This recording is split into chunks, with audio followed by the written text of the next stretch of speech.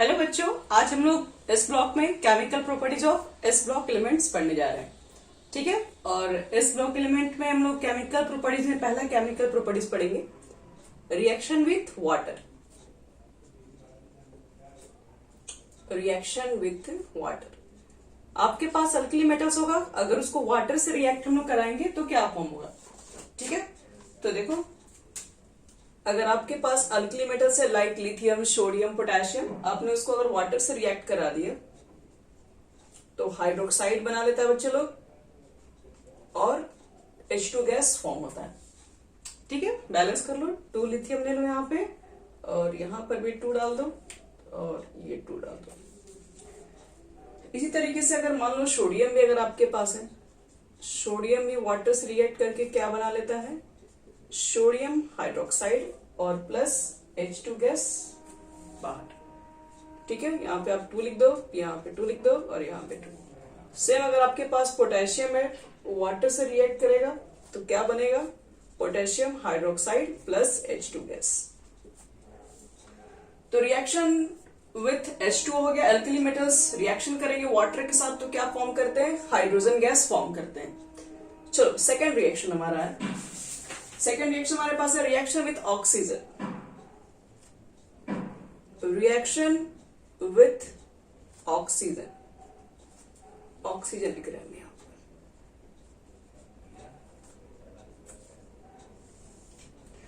चलो, alkali metal अगर oxygen से रिएक्शन करेगा तो क्या फॉर्म करेगा, तो देखिए यहां पर थोड़ा अलग कंडीशंस होते हैं। अगर आपके पास लिथियम है तो लिथियम ऑक्सीजन से फॉर्म करता है रिएक्ट करके लिथियम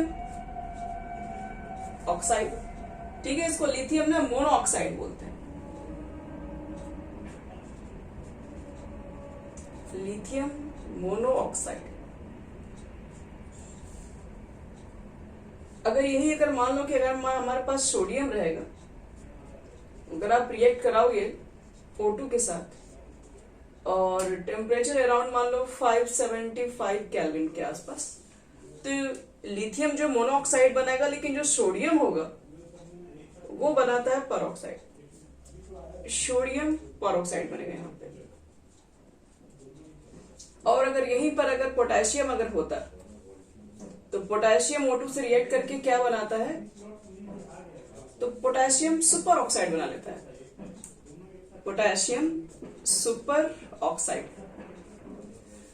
इसका मतलब है सिंपली अगर लिथियम ऑक्सीजन से रिएक्शन करेगा तो लिथियम मोनोऑक्साइड बनेगा। ठीक है, यहाँ पर ऑक्साइड की वैलेंसी होती है -2।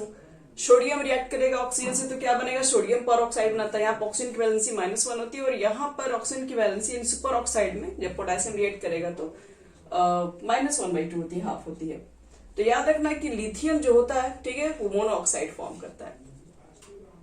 तो अगर ऐसा आप जानना चाहते हैं क्यों होता है, तो इसलिए होता है क्योंकि लिथियम के पास पॉजिटिव फील्ड बहुत ज्यादा होता है। क्योंकि लिथियम का क्या होता है, लिथियम का जो न्यूक्लियस होता है, ठीक है, उसके जो आउटर के जो इलेक्ट्रॉन है, ये दोनों के बीच का डिस्टेंस बहुत कम होता है, इसका इफेक्टिव न्यूक्लियर चार्ज ज्यादा होता है, इसलिए वो ज्यादा से ज्यादा ऑक्सीजन को अट्रैक्ट कर पाता है, ज्यादा नेगेटिव चार्ज को वो अट्रैक्ट कर पाएगा। जैसे जैसे हम नीचे जाते हैं वैसे वैसे क्या होता है, इफेक्टिव न्यूक्लियर चार्ज कम होते चला जाता है, डाउन द ग्रुप साइज बढ़ जाती है, तो धीरे धीरे ऑक्सीजन की जो कंबाइनिंग कैपेसिटी होती है वो धीरे धीरे कम होने लगती है।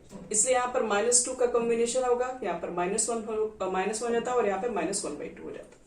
तो ये एक हमारा इंपॉर्टेंट है क्योंकि आप देख रहे हैं कि ऑक्सीजन से रिएक्ट करवाने पर अलग अलग कंपाउंड्स फॉर्म होते हैं। आपके पास जो लिथियम होता है वो मोनोऑक्साइड है, सोडियम होता है परऑक्साइड है, पोटेशियम है सुपर ऑक्साइड, और भी नीचे वाले जो एलिमेंट्स होते हैं उनकी भी कुछ इसी तरीके से होती है, सुपर ऑक्साइड वो ज्यादातर फॉर्म कर पाते हैं। चलो, इसके बाद हम लोग करने जा रहे हैं reaction with air and moisture.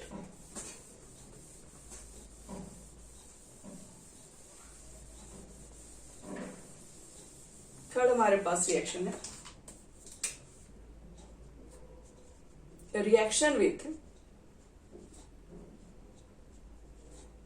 Air and moisture.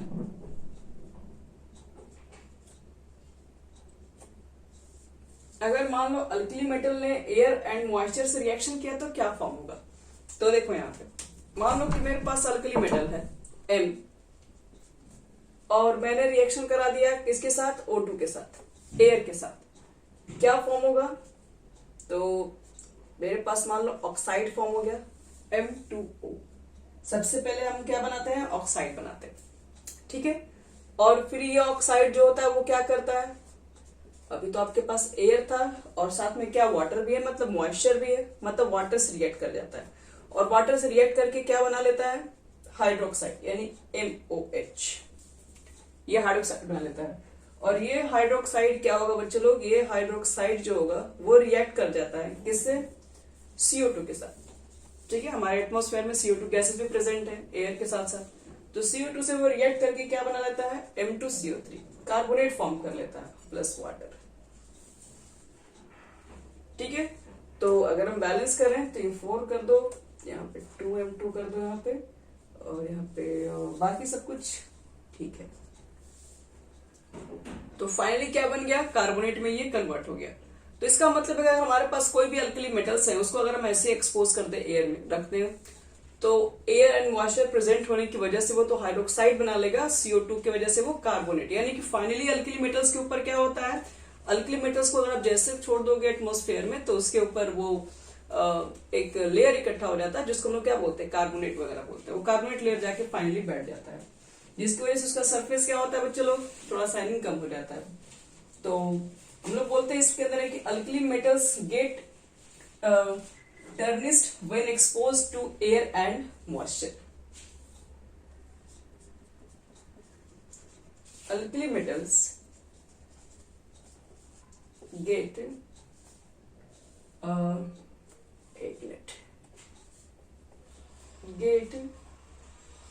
tarnished when exposed to air.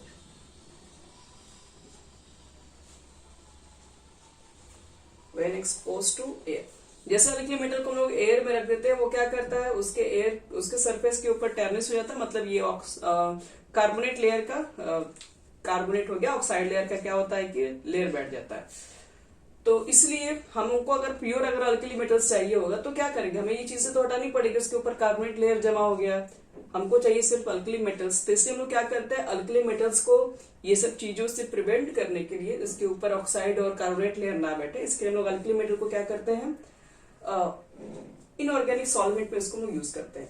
Inorganic solvent में जैसे कि आप सॉरी इनऑर्गेनिक नहीं, हाइड्रोकार्बन सॉल्वेंट में ज्यादातर लोग यूज करते हैं, यानी ऑर्गेनिक सॉल्वेंट में यूज करते हैं। ऑर्गेनिक सॉल्वेंट जैसे क्या क्या होता है, जैसे आप इसको पेट्रोल में रख सकते हैं, ठीक है, आप इसको ईथर में रख सकते हैं, आप इसको केरोसिन ऑयल में रख सकते हैं, ताकि ये टैरनेस ना हो पाए। तो इसलिए याद रखना कि अल्कली मेटल्स को क्यों हम लोग डालते हैं, क्यों हम लोग पेट्रोल या क्यों केरोसिन ऑयल के अंदर डाल के रखते हैं, ताकि इसके ऊपर जो ऑक्साइड है, जो हाइड्रोक्साइड है, जो कार्बोनेट लेयर से ये चीजें ना हो, मतलब इसकी रिएक्टिविटी काफी हाई है, ताकि इस तरह की फॉर्म ना हो, लेयर ना बने। इसलिए अल्कली मेटल्स को हम लोग केरोसिन ऑयल्स वगैरह में डाल के रखते हैं, ठीक है। चलो अब देखो नेक्स्ट रिएक्शन, अल्कली मेटल का हम रिएक्शन कराने जा रहे हैं हाइड्रोजन के साथ, यानी कि reaction with hydrogen. Reaction with hydrogen,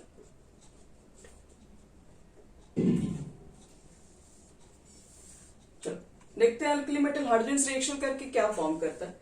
मान लो हमारे पास कोई अल्कली मेटल है M, हाइड्रोजन से रिएक्ट करके वो हाइड्राइड फॉर्म करती है, यानी MH। ये हाइड्राइड ये फॉर्म कर लेती है, इसको हीट करोगे तो। जैसे एग्जांपल M की जगह पर क्या ले सकते हैं, M की जगह पर आप ले सकते हैं लिथियम, सोडियम, पोटेशियम, रुबेडियम, सेजियम। इसमें से आप कोई भी अल्कली मेटल्स लो, जैसे मान लो मैंने लिथियम ही ले लिया, लिथियम को मैंने हाइड्रोजन से रिएक्ट करा दिया और यहाँ पर लिथियम हाइड्राइड फॉर्म हो जाता है, ठीक है। उसी तरीके से आप सोडियम भी ले सकते हैं, सोडियम को हम रिएक्ट कराएंगे हाइड्रोजन के साथ तो क्या फॉर्म होगा, सोडियम हाइड्राइड। तो ये बाकी सब इसी तरह से चलेगा। और ये हाइड्राइड को अब जैसे ना वाटर में डिजोल्व करते हो तो ये हाइड्रोक्साइड में कन्वर्ट भी हो जाता है। जैसे सपोज करो आपके पास सोडियम हाइड्राइड है और आपने इसको वाटर में डाल दिया है, ये क्या फॉर्म कर लेता है, NaOH प्लस H2 फॉर्म कर लेता है। तो हाइड्रोजन के साथ इसकी रिएक्टिविटी हो गई कंप्लीट। अब चलो रिएक्शन टुवर्ड्स हैलोजन, मतलब रिएक्शन विथ हैलोजन करते हैं। हैलोजन से रिएक्शन करेगा तो क्या फॉर्म करेगा, अल्कली मेटल्स। यहाँ पर हम लोग कर दे रहे हैं हैलोजन।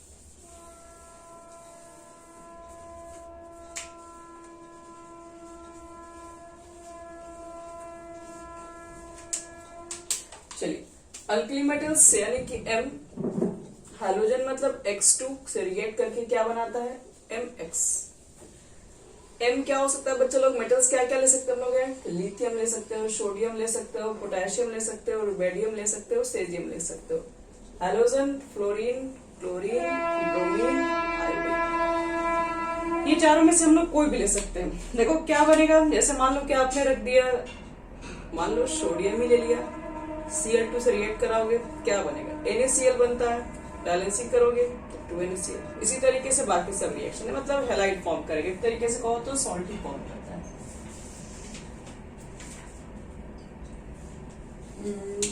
और अगर रिएक्टिविटी फास्ट की जाएगी, सबसे फास्ट कौन सा हैलाइड फॉर्म करेगा, तो सबसे फास्ट हैलाइड फॉर्म करता है जो सबसे ज्यादा हाईली क्या बोलते हैं इलेक्ट्रोनेगेटिव एलिमेंट्स, यानी कि F2, Cl2, Br2 और I2।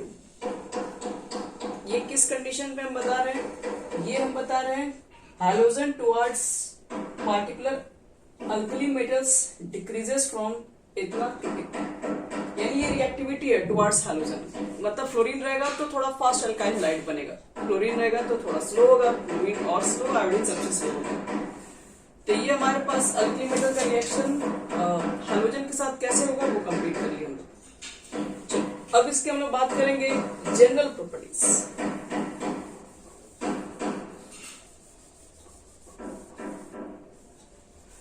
यानी कि कुछ जनरल प्रॉपर्टीज बात करेंगे, general properties of compounds of alkali metals. और सबसे पहले मैं लिख लेता हूं उसको, general properties of the compound of the alkali metals, of the alkali metals। चलो, और इसमें सबसे पहले बात करते हैं ऑक्साइड एंड हाइड्रोक्साइड की।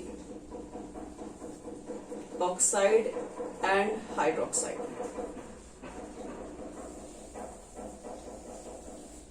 सबसे पहला, जैसे मान लो आपके पास सोडियम है, ठीक है, सोडियम का ऑक्साइड कैसे कैसे बनता है हमें मालूम है। सोडियम को जैसे हम वाटर में डिसॉल्व करते हैं तो सोडियम हाइड्रोक्साइड बनाता है। जैसे हमें पता है कि सोडियम की प्रॉपर्टी बात करोगे तो सोडियम वाटर में डिसॉल्व होकर क्या बना लेता है, NaOH प्लस H2 बना लेता है। और अगर वो सोडियम ऑक्साइड हो तो सोडियम ऑक्साइड को भी वाटर में डिसॉल्व करेंगे तो सोडियम हाइड्रोक्साइड बना लेगा। सोडियम अगर पर ऑक्साइड है, इसको भी अगर मैंने वाटर में डिसॉल्व किया तब भी एक बेस ही बनेगा, प्लस H2O2 बाहर निकलेगा। या फिर एक सुपर ऑक्साइड ले लीजिए पोटेशियम का, ये भी क्या बना लेगा, ये भी बेस बना लेता है, H2O2 प्लस O2। तो देखो अगर सोडियम है सिंपली वाटर में डिसॉल्व करेंगे तो क्या फॉर्म होता है, तो sodium hydroxide plus H2 gases बाहर निकलती है। बैलेंसिंग कीजिएगा तो यहाँ पर 2 लिखना पड़ेगा और यहाँ पे 2। और अगर सोडियम ऑक्साइड है, ठीक है, सोडियम मोनोऑक्साइड भी कह सकते हैं, सोडियम ऑक्साइड जैसे वाटर से रिएक्ट करेगा तो सोडियम हाइड्रोक्साइड बनता है। सोडियम अगर वो परऑक्साइड होगा तो वाटर से रिएक्ट करने पर भी सोडियम हाइड्रोक्साइड फॉर्म करता है, साथ में हाइड्रोजन परऑक्साइड बनाता है वो हमें।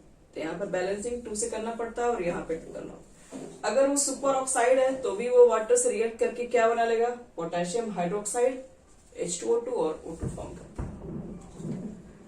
तो देखिए इसमें ना सब क्या बना रहा है, बेस बना रहा है, ये भी बेस बना रहा है, ये भी बेस बना रहा है, ये भी बेस। मतलब कोई भी आपके पास अल्कली मेटल के ऑक्साइड है, ऑक्साइड्स हो गया, या फिर मोनोऑक्साइड बोल लो, सुपर ऑक्साइड बोलो, पर ऑक्साइड बोलो, जो भी बोलो, वो सब के सब बेसिक नेचर के होते हैं। तो सब ऑक्साइड को वाटर में डिसॉल्व करोगे तो सबके सब हाइड्रोक्साइड फॉर्म कर लेते हैं।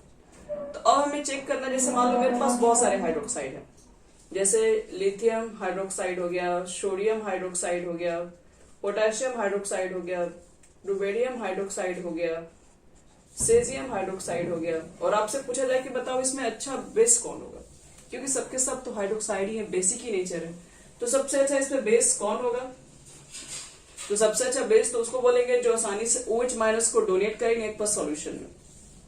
तो आसानी से OH माइनस किसका बाहर निकलेगा, तो देखो लिथियम और ऑक्सीजन और हाइड्रोजन के बीच में क्या है, यहाँ पर है बॉन्ड है। तो हम लोग क्या चेक करेंगे इसके अंदर, सबसे पहले बॉन्ड किसका टूट जाएगा, इसके अंदर किसका बॉन्ड यहाँ पर क्या है, कमजोर होगा। जिसका बॉन्ड कमजोर होगा वो इजिली ब्रेक हो जाएगा। तो ऑक्सीजन और हाइड्रोजन के बीच का इलेक्ट्रोनेगेटिविटी क्या चेक करते हैं हम लोग हैं, कुछ थोड़ा बहुत ज्यादा है। और लिथियम और ऑक्सीजन के ऊपर चेक करेंगे तो इसकी इलेक्ट्रोनेगेटिव के जो बीच का डिफरेंस है वो बहुत ज्यादा हाई है। ठीक है, तो बहुत ज्यादा हाई है तो ये क्या होगा, ये हमारा आसानी से ब्रेक हो जाता है। जहां पर इलेक्ट्रोनेगेटिव डिफरेंस बहुत ज्यादा हाई होता है वो इसलिए हम लोग यहाँ पर क्या करेंगे, इसका नेगेटिव में ज्यादा, इसका पॉजिटिव में ज्यादा, तो दोनों के बीच का डिफरेंस ज्यादा होगा। तो देखो यहाँ पर जो बॉन्ड टूटता है बच्चे लोग, ये बॉन्ड टूटता है। अब खुद से देखो कि जिसका साइज बड़ा होगा, जैसे मान लो जिसका साइज काफी बड़ा होगा तो इससे जो अटैच होगा ये अब काफी बड़ा होगा, तो ऑक्सीजन से जो अटैच होगा वो क्या होगा, उसके बीच का इफेक्टिव न्यूक्लियर चार्ज भी कम होगा, उसके बीच का जो शेयरिंग इलेक्ट्रॉन है कम होगा, क्योंकि साइज बढ़ गया।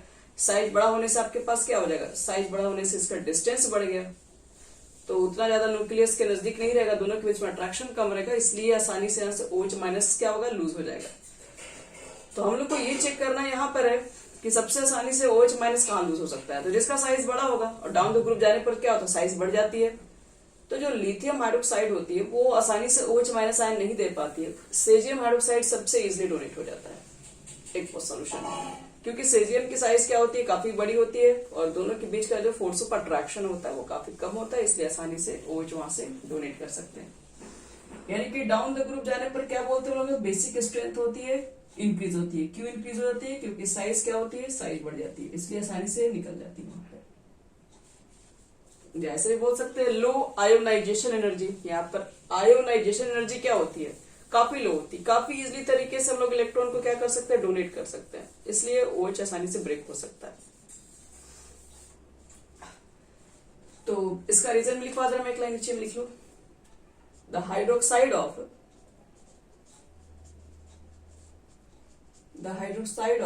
alkali metal, the hydroxide of alkali metal behave as a strong base, due to their low ionization enthalpy, due to their low ionization enthalpy।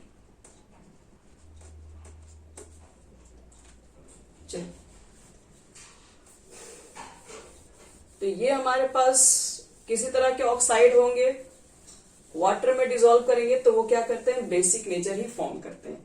तो ये तो हम लोगों ने देख लिया, लेकिन एक चीज याद बता दें आपको मैं, सॉल्युबिलिटी के ऊपर अगर हम बात करें इसके ऑक्साइड और हाइड्रोक्साइड के ऊपर,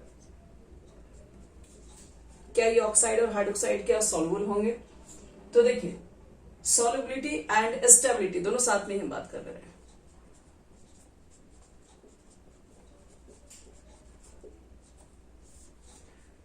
तो all these hydroxide are highly soluble in water, और ये थर्मल स्टेबल्स भी होते हैं, लेकिन बस लिथियम हाइड्रोक्साइड को छोड़ के बाकी देखिए सारे जितने आपके पास हाइड्रोक्साइड है ना, उसको वाटर में अच्छी तरीके से वो डिसॉल्व होते हैं और उनकी स्टेबिलिटी भी क्या होती है, ज्यादा होती है। लेकिन जो लिथियम हाइड्रोक्साइड है जो कि सबसे कम बेसिक नेचर का है, इसको आप हीट करोगे तो ये ब्रेक हो जाता है लिथियम ऑक्साइड प्लस वाटर में।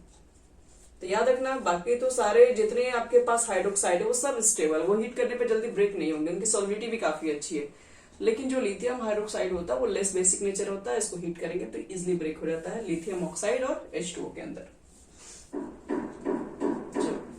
और अगर ये हाइड्रोक्साइड को अगर हम लोगों ने रिएक्शन करा दिया हैलोजन एसिड के साथ या फिर एसिड के साथ करा दिया, जैसे मान लो हमें तो अच्छे से पता है कि आपके पास हाइड्रोक्साइड और आपने एसिड से रिएक्शन करा दिया तो क्या फॉर्म होता है, सॉल्ट वाटर।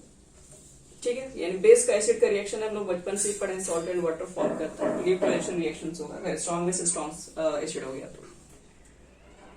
तो ये हमारे पास था ऑक्साइड एंड हाइड्रोक्साइड प्रॉपर्टी। कोई भी अगर आपके पास अल्कली मेटल के ऑक्साइड्स है, ठीक है, तो ऑक्साइड्स जैसे वाटर में डालते हैं तो हाइड्रोक्साइड फॉर्म करता है, और अच्छा बेसिक नेचर किसका होता है, डाउन द ग्रुप जाने पर बेसिक कैरेक्टर बढ़ता है, क्योंकि आयोनाइजेशन एनर्जी क्या होने लगती है, कम होने लगती है, इसलिए इसी तरीके से OH को डोनेट किया जा सकता है।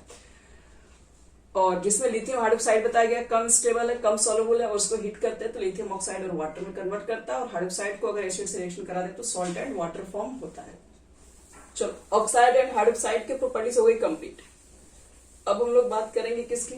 अब हम लोग बात करने जा रहे हैं हैलाइड्स, हैलाइड प्रॉपर्टी।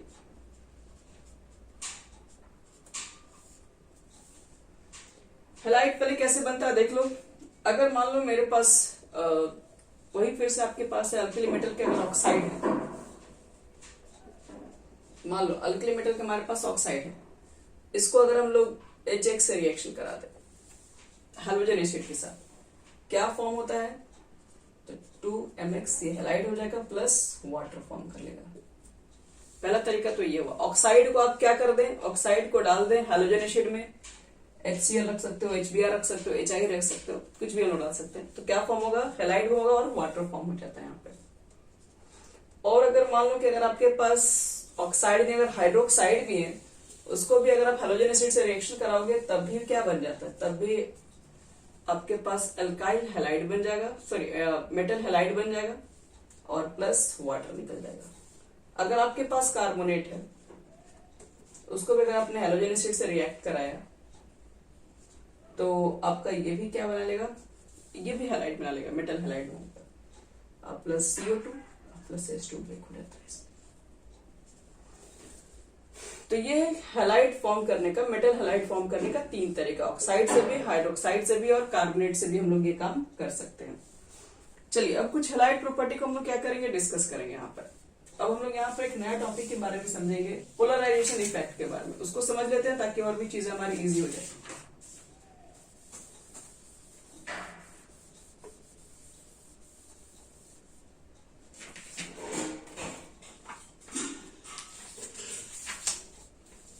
आपको कुछ मैं बताती हूँ, यहाँ पर एक इंपॉर्टेंट टॉपिक है जिसको पोलराइजेशन इफेक्ट कहते हैं, जिसको कहिए तो फजान रूल ने दिया हुआ है।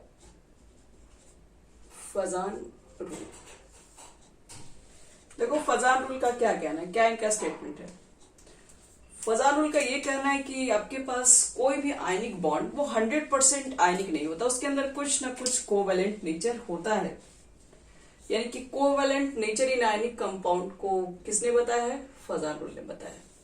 कोई भी एक बॉन्ड पूरी तरीके से आयनिक नहीं होता, उसके अंदर कुछ ना कुछ क्या होते हैं, कोवेलेंट कैरेक्टर पाया जाता है। जैसे आयनिक कंपाउंड में क्या होता है, एक कैटायंस होंगे और एक एनायंस होंगे। कैटायन की साइज क्या होती है? छोटी होती है, और एनायन की साइज क्या होगी बच्चों लोग? बड़ी होगी। ये कैटायंस है और ये आपके पास एनायंस है।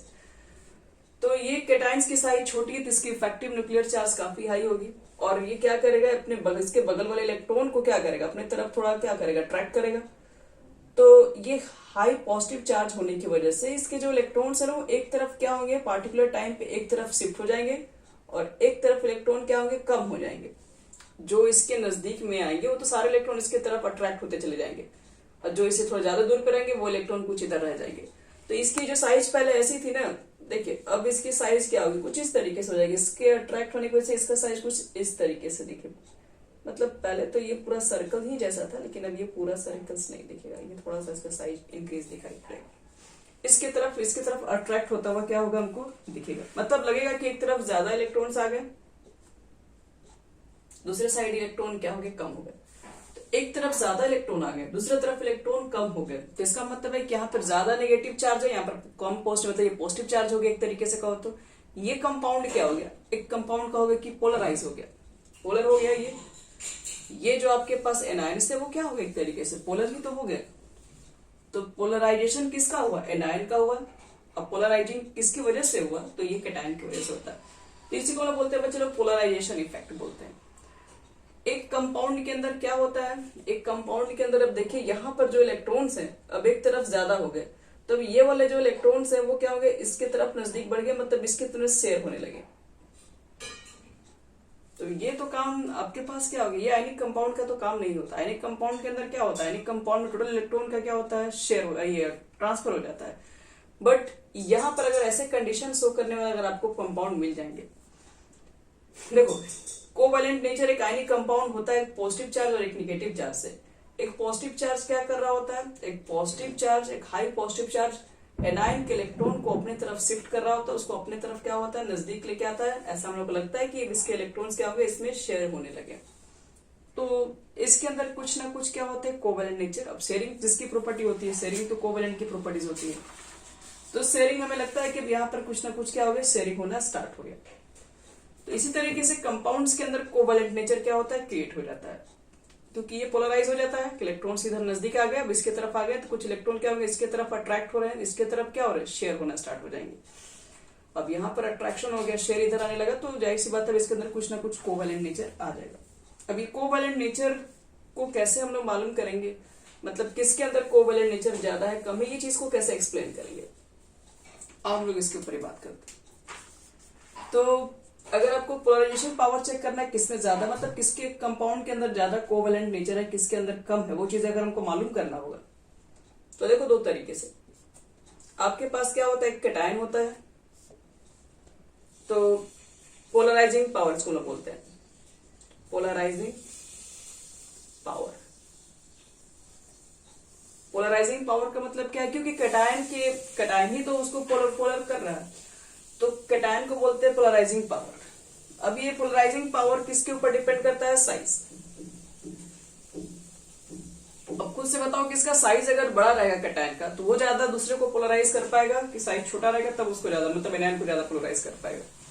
तो जाहिर सी बात है आप बोलेंगे छोटा साइज, जितना साइज में छोटा होगा उसका उतनी ज्यादा हाई इफेक्टिव न्यूक्लियर चार्ज होगा, उसका प्लस चार्ज ज्यादा इफेक्टिव होगा, दूसरे इलेक्ट्रॉन को अपने तरफ क्या करेगा, वो शेयर कर पाएगा। तो कैटायन की साइज जितनी छोटी होगी उतनी ही आपके पास क्या होगी, उतनी ही ज्यादा आपके पास कोवैलेंट नेचर होगा। क्योंकि बड़े साइज में क्या होगा, बड़े साइज में आपके पास कैटायंस क्या होंगे, अलग अलग जगह पर डिस्ट्रीब्यूट होंगे, बढ़ जाएंगे। छोटे साइज पे डेंसिटी कम होता है, ज्यादा प्लस चार्ज होंगे, नजदीक होंगे, इसलिए ज्यादातर वो इलेक्ट्रॉन को दूसरे के आयन को अपनी तरफ अट्रैक्ट कर पाएगा। यानी कि size of cation directly proportional क्या होगा, covalent nature.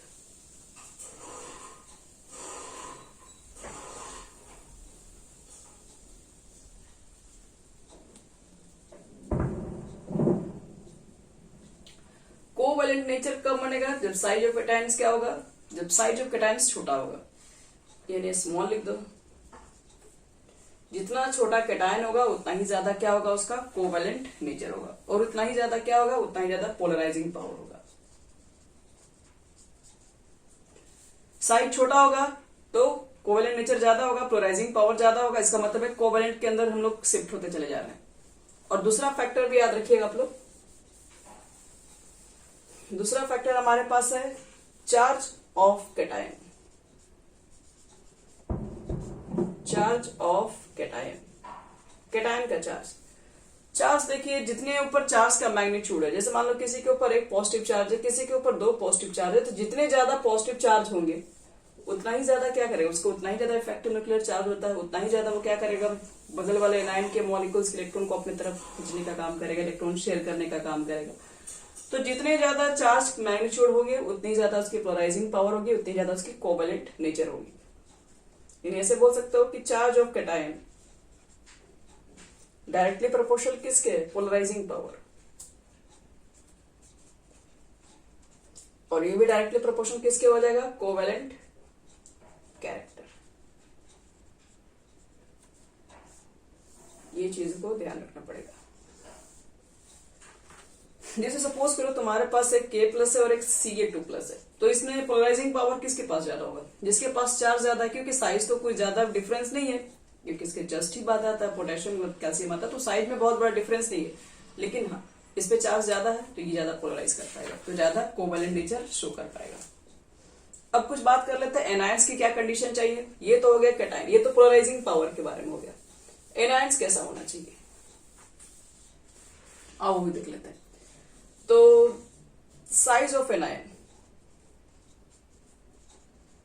Size of anion छोटा होना चाहिए कि बड़ा होना चाहिए, पोलराइजिंग करने के लिए, पोलराइज होने के लिए।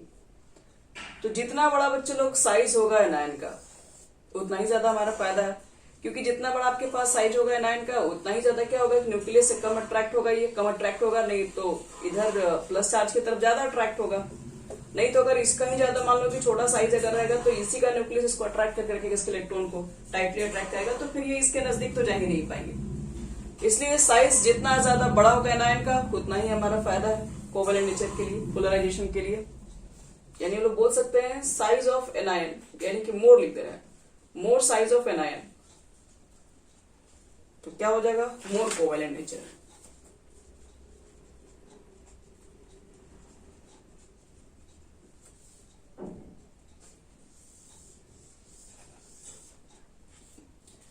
और एक और में लिख दे रहे हैं चार्ज ऑन एनायन।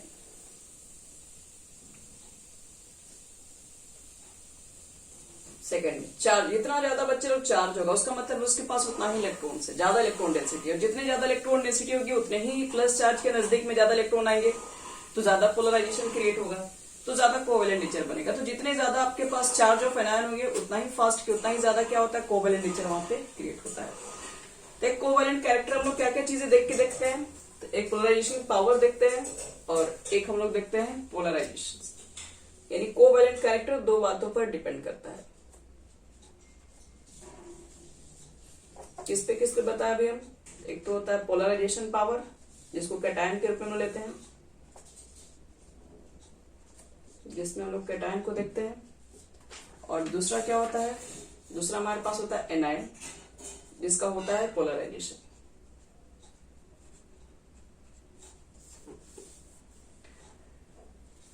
तो चलो ये तो दोनों चीजें हो गई हमारे पास। अब हम लोग क्या करेंगे, कुछ कंपाउंड्स देखेंगे, ठीक है, जिसमें कोवेलेंट कैरेक्टर किसमें ज्यादा और किसमें कम है। तो कुछ हम लोग हैलाइड्स के लिए पार्ट ले लेते हैं। जैसे मान लो कि मुझे चेक करना है कोवेलेंट नेचर किसमें ज्यादा है। कंपाउंड आपके पास क्या, lithium chloride, NaCl, KCl, CCl, और भी Cl भी हो सकता है उधर।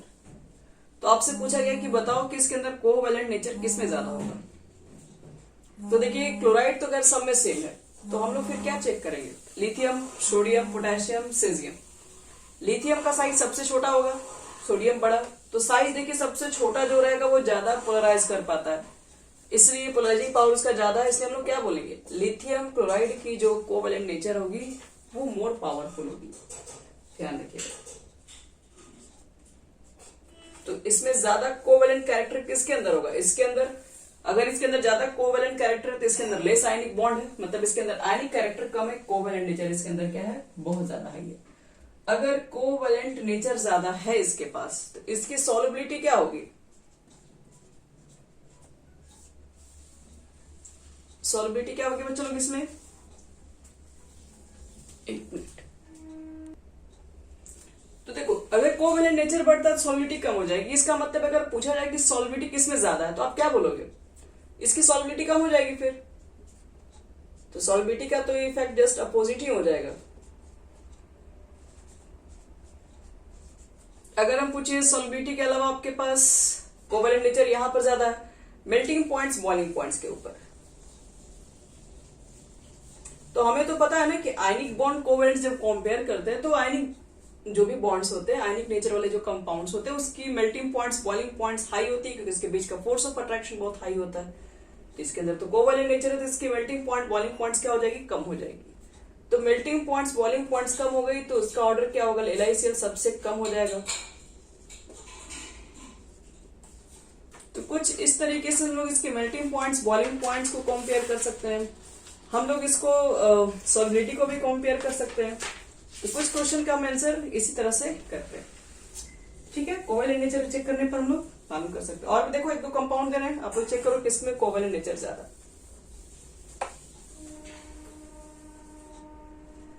जैसे मान लो दे दिया गया NaCl, NaBr, Na,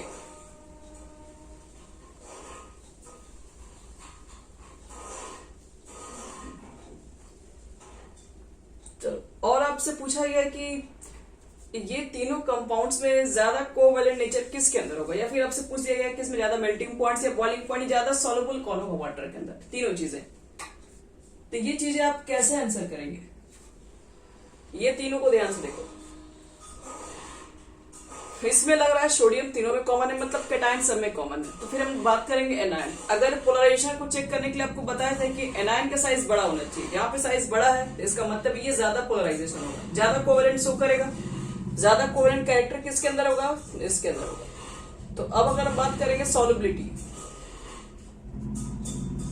ये ज्यादा कोवेलेंट कैरेक्टर शो कर रहा है तो वाटर में कम सॉल्युबल होगा, क्योंकि आयनिक कंपाउंड ज्यादातर वाटर में सॉल्युबल होते हैं।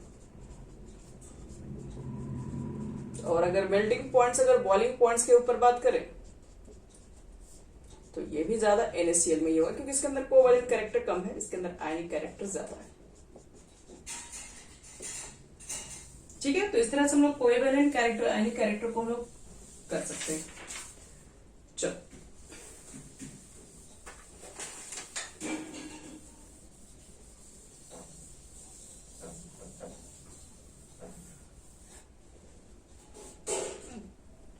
और जो अच्छे लोग जो मेल्टिंग पॉइंट और जो बॉइलिंग पॉइंट होती है, इसको याद रखना, वो डायरेक्टली प्रोपोर्शनल होती है लैटिस एनर्जी। लैटिस एनर्जी, अगर हमें लैटिस एनर्जी भी कंपेयर करने के लिए आ गया तो आप क्या करेंगे, वहां पर क्या चेक करेंगे, वहां पर चेक कर लेना कि जिसकी melting points boiling points high है, उसका मतलब उसके बीच का लैटिस जो है वो काफी ज्यादा हाई है। इसलिए हम लोग कह सकते हैं कि मेल्टिंग पॉइंट बॉइलिंग पॉइंट के ही कंपेयर में लैटिस एनर्जी भी साबित हो जाएगी इसमें। और अगर बात करें अगर हम लोग थर्मल स्टेबिलिटी के ऊपर,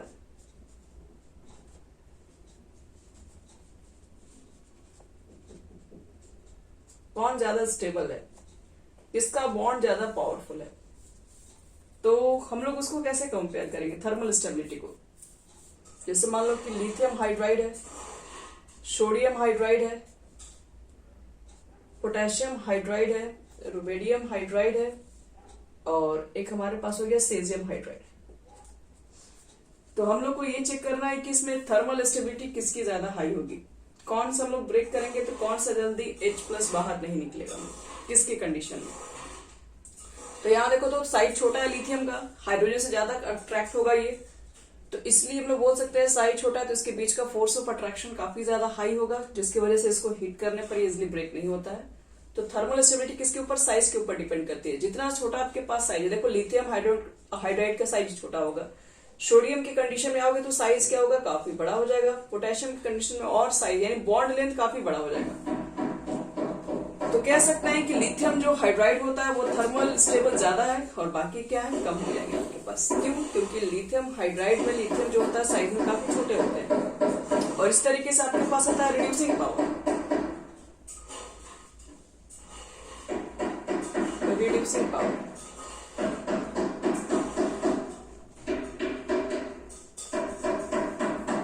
किसकी रिड्यूसिंग कैपेसिटी ज्यादा है। रिड्यूसिंग का मतलब क्या होता है बच्चे लोग, H को बाहर निकालना। आप लोग पढ़े होंगे रिडक्शन किसे कहते हैं, हाइड्रोजन को बाहर निकाल रिडक्शन कहलाता है। अगर हम इसमें पूछे रिड्यूसिंग पावर बताओ किसका ज्यादा है, लिथियम हाइड्राइड है, सोडियम हाइड्राइड है, पोटेशियम हाइड्राइड है, रुबेडियम हाइड्राइड। तो कहां से आसानी से H बाहर निकल सकता है, तो जिसका साइज बड़ा है वहां से H निकलना ज्यादा आसान है। तो रुबेडियम हाइड्राइड अच्छा ही रिड्यूसिंग पावर में काम करेगा। तो रिड्यूसिंग पावर और थर्मल स्टेबिलिटी जस्ट आपस में रेसिप्रोकल होते हैं। थर्मल स्टेबिलिटी इनवर्सली प्रोपोर्शनल किसके होते, रिड्यूसिंग पावर। अगर वो थर्मल कम स्टेबल है, वो हीट करने पे उसके बॉन्ड इजिली अगर ब्रेक हो जाए तो थर्मल लेस स्टेबल होते हैं। तो हम लोग देख रहे हैं कि रुबेडियम हाइड्राइड इजिली H बाहर निकल जाता है, वो थर्मल डिस्टेबल है, तो इसलिए वो एक अच्छा रिड्यूसिंग पावर है, लेकिन उसके में थर्मल स्टेबिलिटी बहुत कम होगी। तो ये दो चीजें भी हमें कंपेयर करने आना चाहिए, थर्मल स्टेबिलिटी और रिड्यूसिंग पावर। चलो बेसिक नेचर हम लोग चेक कर लिए, सॉल्विटी चेक कर लिए, melting points, boiling point, lattice, ये सब कुछ हम लोग चेक कर लिए। और एक लास्ट है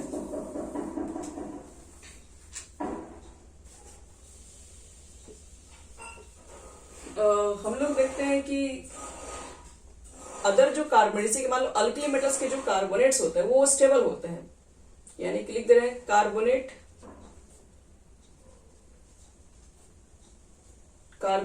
of alkali metal are quite stable towards heat.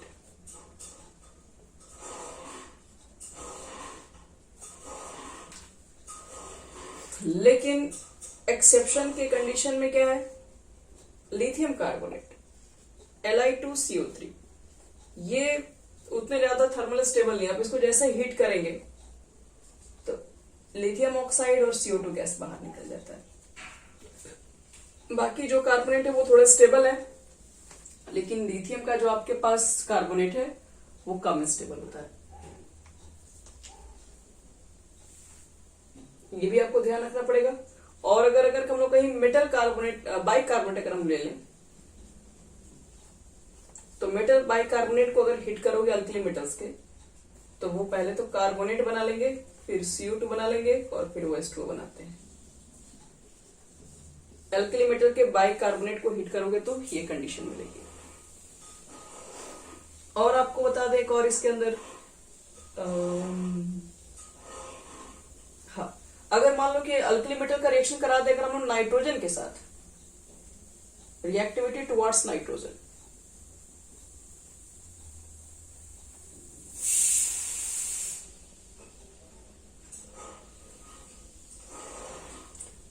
तो सिर्फ लिथियम ही एक ऐसा होता है जो कि नाइट्रोजन से रिएक्ट कर पाता है, बाकी अदर मेटल्स नहीं कर पाते हैं।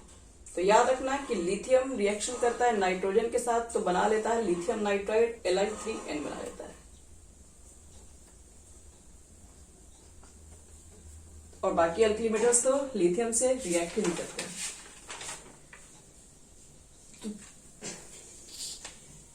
तो ये हमारे पास हो गया बच्चे लोग कुल मिला के अल्कली मेटल्स की केमिकल प्रॉपर्टीज, ठीक है, जिसको आपको याद रखना। अब इसमें कुछ आपके पास एनालोगस बिहेवियर्स भी होता है लिथियम का, मतलब लिथियम की कुछ ऐसी भी प्रॉपर्टी होती है कि जो बाकी अल्कली मेटल से मैच नहीं करती है, तो उसको बोलते हैं हम लोग क्या है, एनामलस बिहेवियर। लिखो ANOMALOUS, anomalous behaviour of lithium. Lithium का कुछ ऐसा बिहेवियर है जो अपने अल्कली मेटल्स के ग्रुप से मैच नहीं करता। जैसे इसमें क्या क्या होता है वो आपको बता रहे हैं। पहला तो आपको बता ही दिए, जिसमें लिथियम नाइट्रोजन से रिएक्ट करता है जबकि अदर अल्कली मेटल्स नहीं करते हैं। लिथियम नाइट्रोजन से रिएक्ट करके क्या करता है, लिथियम नाइट्राइड बना लेता है, बाकी अल्कली मेटल्स नहीं बना पाते। पहला तो इसका एनालिसिस बिहेवियर में यही आ जाएगा।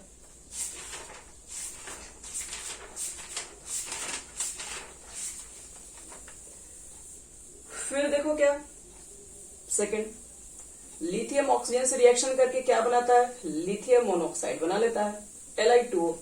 अदर जो भी आपके पास ऑक्साइड बनाते हैं वो या तो क्या बनाते हैं, वो या तो परऑक्साइड बनाते हैं या तो वो सुपर ऑक्साइड बनाते हैं।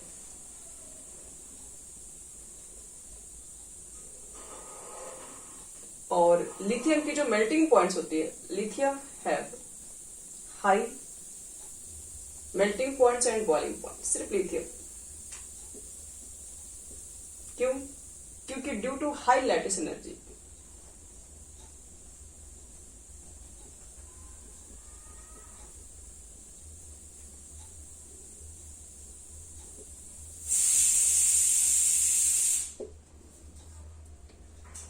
लिथियम की क्या होती है, सबसे हाईएस्ट आयोनाइजेशन एनर्जी होती है। Lithium show highest ionization energy in the group. अपने ग्रुप में सबसे ज्यादा इसकी हाई आयन एनर्जी होती है। अभी हम लोग देखें कि अदर कार्बोनेट डिकम्पोज नहीं होते, लेकिन लिथियम की जब हम लोग कार्बोनेट लेते हैं उसको हिट करते हैं तो ये क्या होता है, डिकम्पोज हो जाता है। अब देखेंगे कि जो लिथियम के जो क्लोराइड्स होते हैं ये सब क्या है, ये आपके पास कोवैलेंट नेचर शो करते हैं, लेकिन अदर जो भी आपके पास हेलाइड है वो आयनिक नेचर शो करते हैं। लिथियम हाइड्रोक्साइड एक वीक बेस होता है, बाकी जितने भी आपके पास हाइड्रोक्साइड होते हैं वो क्या होते हैं, वो एक स्ट्रॉन्ग बेस की तरह काम करते हैं। तो यही कुछ ऐसी प्रॉपर्टीज है जो कि क्या होती है, अपने ग्रुप के एलिमेंट से ये मैच नहीं करती है, तो इसको ध्यान में रखना पड़ेगा। इसके पीछे कारण भी क्या हो सकती है, अगर आपसे पूछे कि कुछ लिथियम कैसे क्यों प्रॉपर्टी है जो कि अपने ग्रुप के एलिमेंट से मैच नहीं करती है, तो रीजन होगा क्योंकि एक तो इसकी साइज छोटी होती है, सेकेंड पीरियड के एलिमेंट्स है, और हाई आयोनाइजेशन एनर्जी भी होती है, तो इसलिए बहुत सारे एलिमेंट्स की बहुत तरह की इसकी प्रॉपर्टीज मैच नहीं कर पाती है अपने अदर ग्रुप वाले मेंबर से। इसी तरह से हम लोग नाइट्राइट भी लेते हैं, तो नाइट्रेट को भी करेंगे, लूज करेंगे तो लिथियम नाइट्रेट को अगर हम लोग हीट करेंगे तो वो कुछ और फॉर्म कर देगा, आपको वो भी हम बता रहे हैं। देखो लिथियम के अगर हमारे पास नाइट्रेट है, अगर LiNO3 का और यहाँ पे NNO3, ये दोनों को हीट करोगे तो लिथियम ऑक्साइड बनता है, NO2 भी बनता है और O2 भी बनता है, लेकिन सोडियम नाइट्रेट को आप लोग हीट करोगे तो NaNO2 बनेगा और प्लस O2, और कुछ नहीं बनेगा इसमें। तो देख लो नाइट्रेट प्रॉपर्टी भी क्या है, दोनों की डिफरेंट डिफरेंट होती है। ठीक है बच्चे लोग, तो आप लोगों को इसको क्या करना है, ध्यान रखना पड़ेगा हमेशा।